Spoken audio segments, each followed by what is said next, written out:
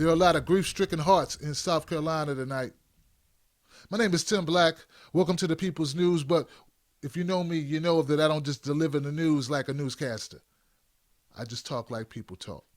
So let's talk about what happened. If you didn't know, there was a hate crime in Charleston, South Carolina tonight around 9 p.m. This occurred at a church at the Emanuel African Methodist Episcopal Church. A white man walked into the predominantly black church and opened fire. It was Bible study night at the Emanuel Episcopal Church, Methodist Episcopal. This is every Wednesday they have Bible study. He shot 9 people, at least 9 people. 9 people died. I don't know how many people he shot. He may have shot people who did not pass. The shooter is still on the loose. He was wearing blue jeans, Timberland boots. He was clean shaven. He was wearing a gray sweatshirt. He was slim. I already said he was Caucasian. Slim build. He looked to be in his 20s. And he is gone, ladies and gentlemen. Just like that. Now, they're on the lookout for him. They don't know where he is. There's been no sight of him. If you have any information, you're encouraged to contact 911. So I'm investigating this as a hate crime, because how else can you explain going into a church filled with people and opening fire while they're praying?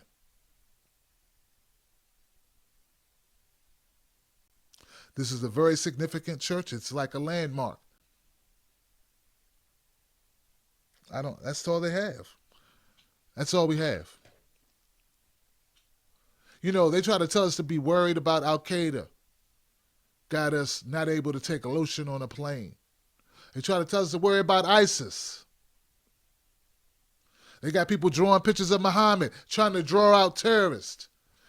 What about our homegrown terrorists? What about those people living right here with us, right amongst us, who harbor hate in their hearts, who are willing to go into church and shoot defenseless people?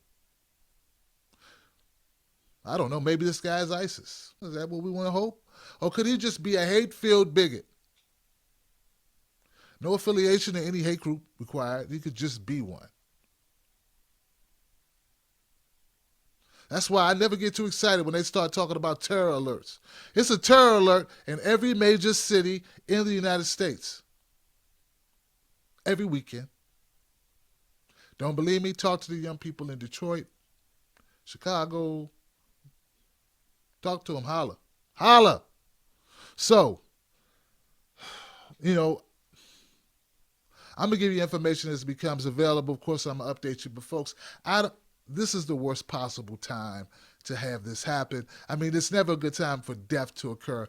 But with all the police brutality that's going on, all the racial division going on, we're sitting around wasting time talking about Rochelle, Dolezal. I'm going to talk about it again on Friday during my podcast, hopefully to end some of this bullshit on the subject, because there has been a lot, in my opinion, and I'm entitled to my opinion. I'm going to share it with you. Hope you join me for that podcast or that live show. But what we're experiencing now, what we're seeing right now, I don't know if we can deal with it as a country, because people are already on edge.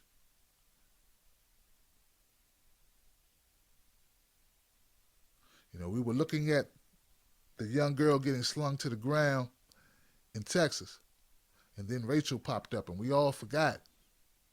We forgot about Tamir Rice.